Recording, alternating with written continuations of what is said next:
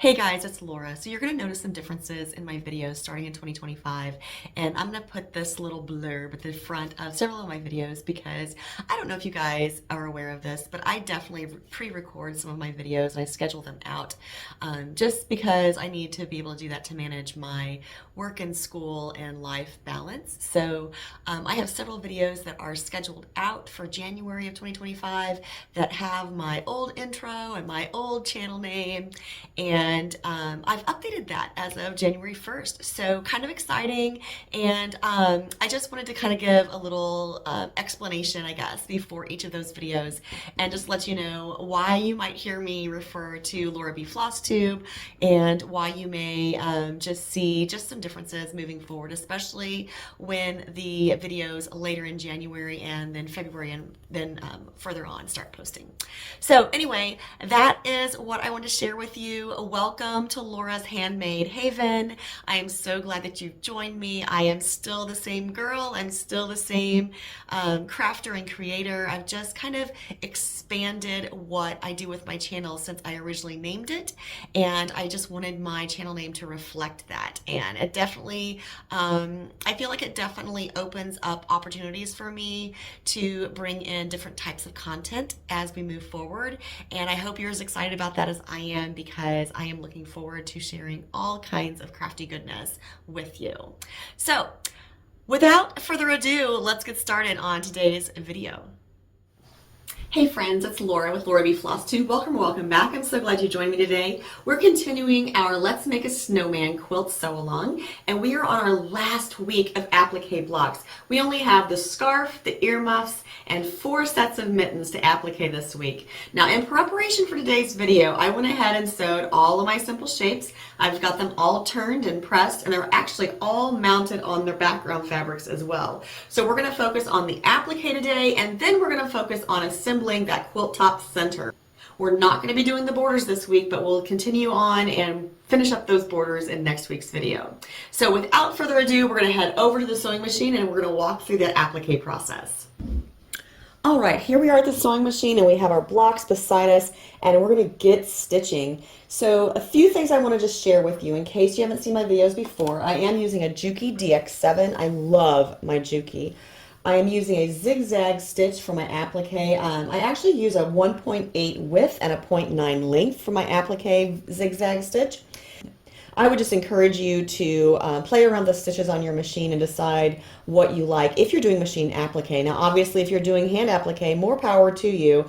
I'm just not patient enough to do that. Alright, so with the little earmuff block, just to give you an idea of how I laid this out and what my plan is, I did my 1/4 inch bias tape, and this was actually on the bias. That's how you got that really nice curve in your bias tape. And you can actually put that curve into the tape when you're pressing it just by running your bias tape tool around in that U shape and pressing it as you go. So after that, you just glue that down and no problem there. The earmuff shapes, I just glued those on the lower half, not the upper half, because I want to be able to pull those back so I can get all the way to the end of this bias tape for the little band for our earmuffs. So that's where I'm going to start, is just on one end of the earmuff band, and we'll go all the way around and then we'll do the earmuffs themselves.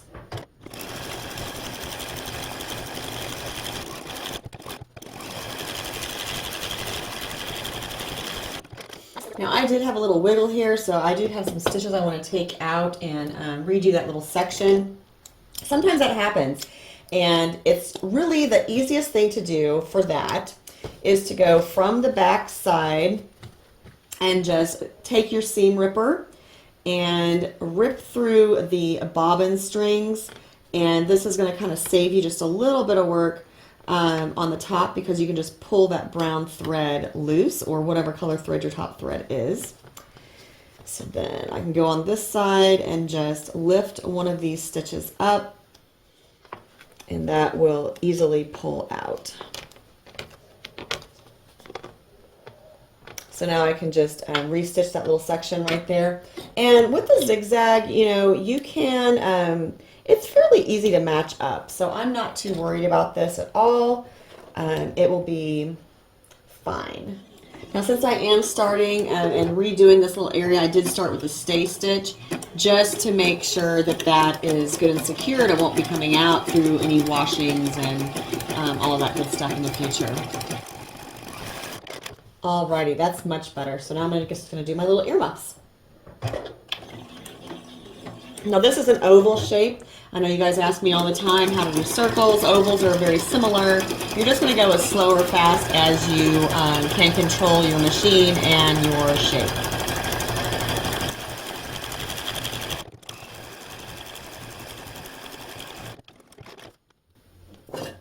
All right, now we can put this to the side and we're going to move on to the mittens. Now I'm just going to do one of the sets of mittens. I'm not going to do all four. I mean, I will eventually, but I'm going to show one set. This is a pretty simple one. You're just going to go around the mitten.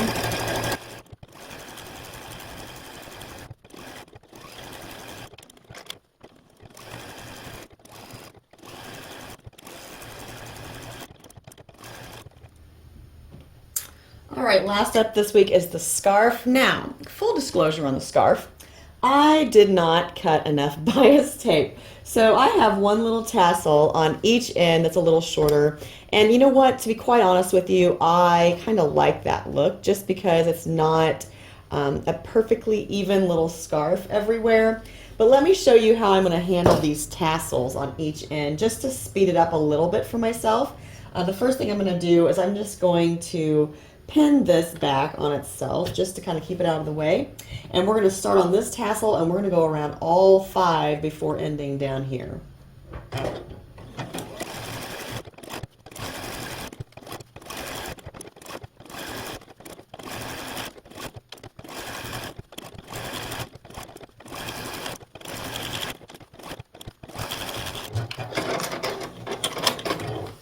All right, so there's the tassel on one end, and now we're just going to do the other end, and then we'll do the long rectangle, and we'll be done. Since the scarf is on top, I do need to start with a stay stitch, and then I'll just go all the way around.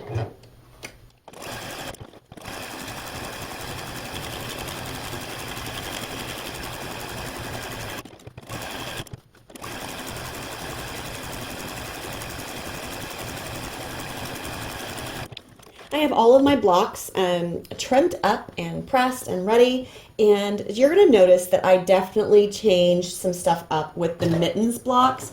I changed some of the backgrounds, and I also changed the order that the mittens are going to be in on my quilt.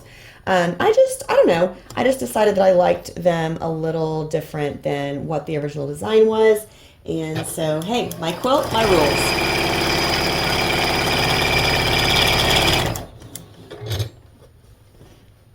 I did also go ahead and grab the little pipe block because it goes at the top of the earmuffs. We're going to do some assembly today for our quilt top center, so definitely excited about that. It's going to be super fun to get some of that done. So here's my revised order of mittens.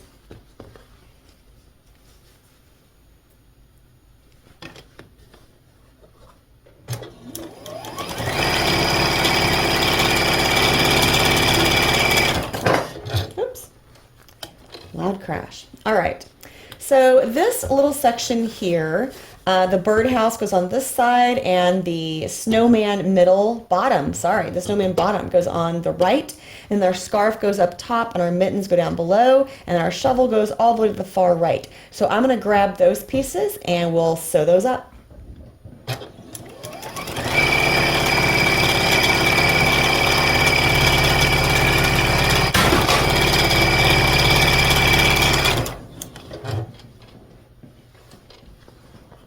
Making all kinds of noises today. I'm hitting things on the wall. I'm dropping my bobbin case. Oh, goodness.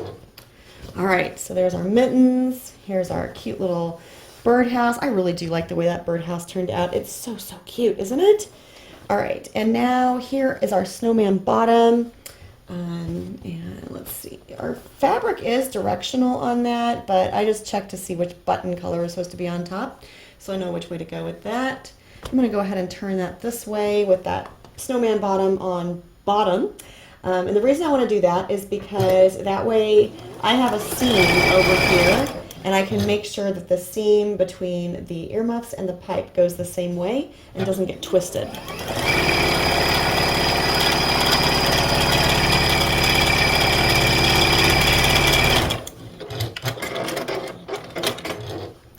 Now I have my scarf and my mittens to sew on here, so we're just going to put these little guys, lay them down here, flip them over. And I think, again, I'm going to let my mittens be on the bottom.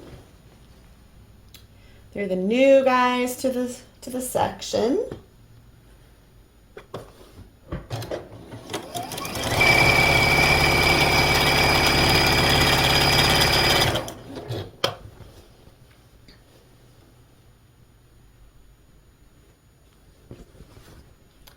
Now the second mitten and the earmuffs do line up, so I'm just going to make sure those seams are nested. I'm going to kind of hold my finger there to make sure when I hit that point they will line up the way they're supposed to. And then I'm just going to pinch my ends between my fingers down here and go the rest of the length of that row.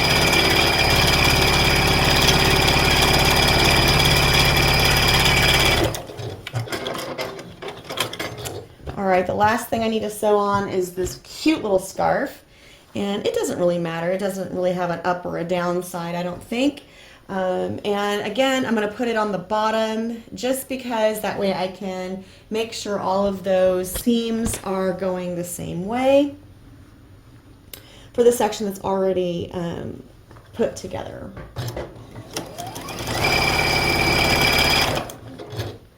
All right, so do a little quick check here and see that this seam here does need to lay that way. So I'll just kind of hold my finger there and pinch it.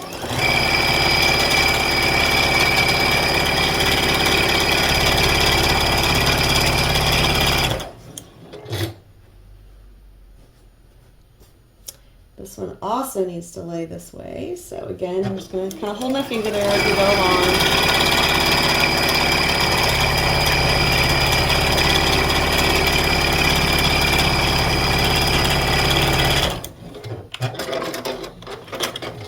Now the last thing we have to do is just put that snow shovel all the way over here to the right. And I bet you're going to guess, and you would be correct, that I'm going to flip it so the snow shovel is on the bottom side, again, just to make sure none of those seams that are already sewn together are twisted as I add on to the section.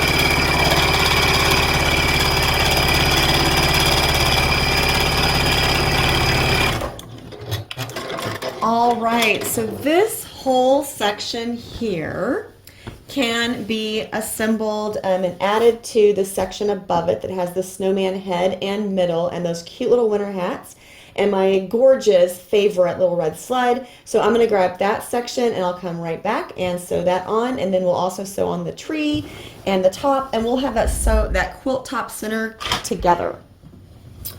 Alrighty, so here we go. We have this quilt section here and the quilt section down below. Now the scarf is the one that doesn't have as many, it doesn't have any seams along here. So the only thing that matches up is the shovel, and actually it doesn't even match up, does it? Nope. So we don't have any seams that nest on this entire seam that we're putting these two sections together. So we're just going to start them down here. Now I am going to do a little back stitch here just to make sure they stay together and secure. Now I know you guys are probably freaking out on me. I'm not pinning anything, but like I said, you know, if you are confident in the size of your applique blocks, then you should be okay to not worry about pinning. But obviously, if you're a pinner, get out those pins.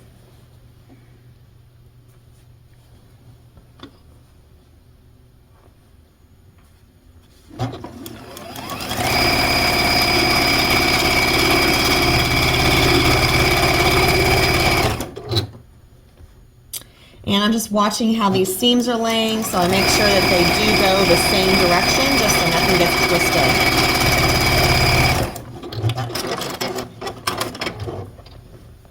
This is coming together beautifully. Now we just need to add our tree and hot cocoa mugs on. Woo! It's a lot of it. All right, so make sure you get things going right, because otherwise that would be not good. All right, and I think I am, once again, going to put my tree, the new section coming to the party, is going to go on the bottom. I am going to have to make sure that my little hot cocoa mugs, that they are, that those seams are going the right way.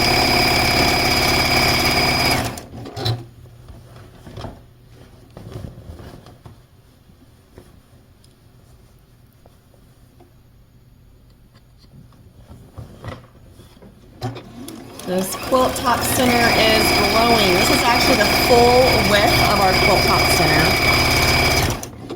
So once you get this together, that's as wide as it's going to get, and then it's just going to get longer. Well, until we add our borders, of course.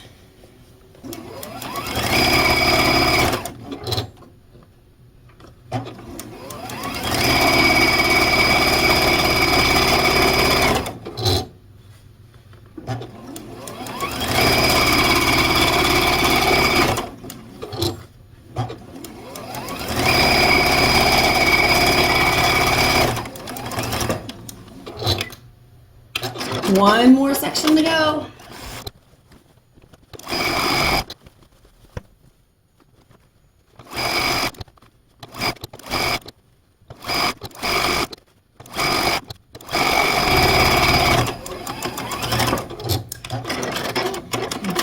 Okay, I'm going to press a few of those seams and get it up on the design wall so we can see what we got. What we have is a very super cool snowman quilt top center. So we have all of our applique blocks done at this point. So next week we'll be talking all about the borders. There are several of those to add. I know there's one, if not two, in between this, and then there's another one or two, and then that big wide outer border on the sides. So this is coming together really well, and I am so excited about how this is turning out. It is so cute. I love the fabrics. They're so adorable, and just the design overall is just super sweet. I cannot wait until this quilt is done so I can hang it in my living room and just enjoy it. I hope that you have been enjoying this so long for the Lori Holt Let's Make a Snowman quilt. I hope you picked up some tips and tricks along the way, maybe learned something that you hadn't thought of before, or maybe you've customized your quilt, and I would love to know what you've done. Please leave me a comment down below. In the description box you'll find all kinds of information, so make sure you check that out. Anything that I'm using, the tools and different things in my craft room, links to that should be in the description box. Until next week, I hope you're finding joy in all you do. Carve out some time for crafting and creating, and make sure it's always happy stitching.